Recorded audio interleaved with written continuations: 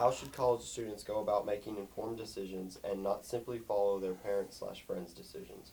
Okay, so being informed can seem like a daunting process, but there's a shortcut.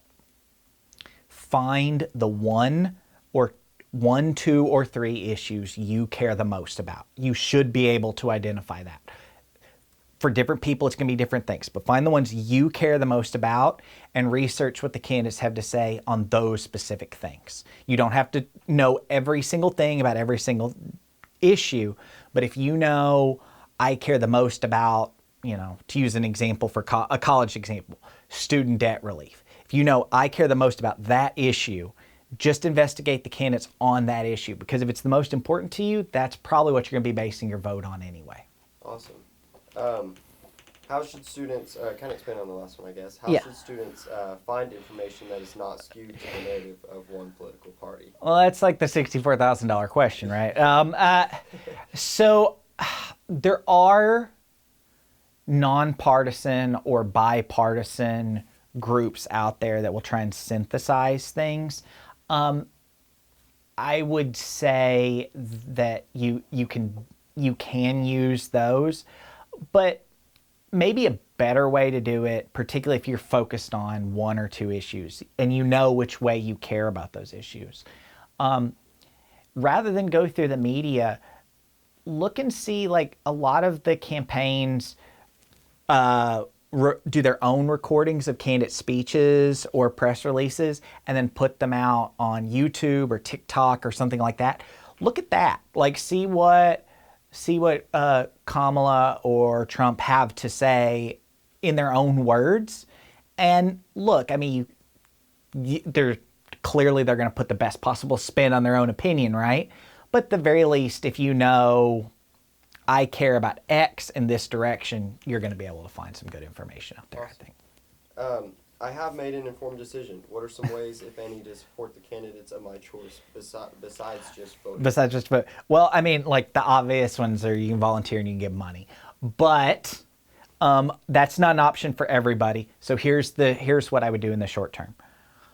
Find somebody. There is somebody in your life that does not, A, has not been paying attention, or B, maybe they're paying attention but they're thinking about not participating. Help that person get registered to vote.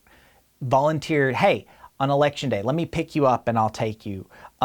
Talk to them about something. Like, that's the best way you can do it.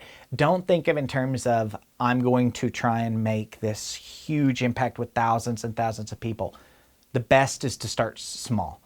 Talk to your friends and your relatives, particularly if you know they have a strong opinion or whatever. Don't worry about those people. Talk to the ones that haven't mentioned politics at all. Hey, are you going to vote? Are you registered? Let me help you find out if you're registered. Doing those kinds of things is the absolute best way you can do it. Okay. So kind of bouncing off that then, in this day and age, it feels frowned upon to have these political conversations sometimes. In this election season, it is important to have these conversations. How should students discuss these topics, but not simply argue? So if I knew the answer to that, I would be getting paid a lot more money to not be in Weatherford. That's a really hard question. What I can say is I do think it is important to have conversations. What I would say the most fruitful conversations are going to be to discuss politics. Don't think of it, a lot of people think of these things as trying to find the biggest Trump supporter or the biggest Harris supporter and trying to change their mind. Don't think of it in that terms. Think of it in terms of finding someone who's not paying attention or who doesn't think it's important or that, and try and convince them, not necessarily just to your side, but convince them to participate. And if you can, and start that way. In the other sense, if you do talk to somebody and you're having a discussion about policy, again, trying to keep it civil, trying to assume the best of your political opponent is a good starting point. Try to assume that the person I'm talking to, we may disagree, but we both want what's best for America. We just have different visions on how we get there. But the other is there are going to be some times and some people who are just going to be hostile. Know when to walk away. Don't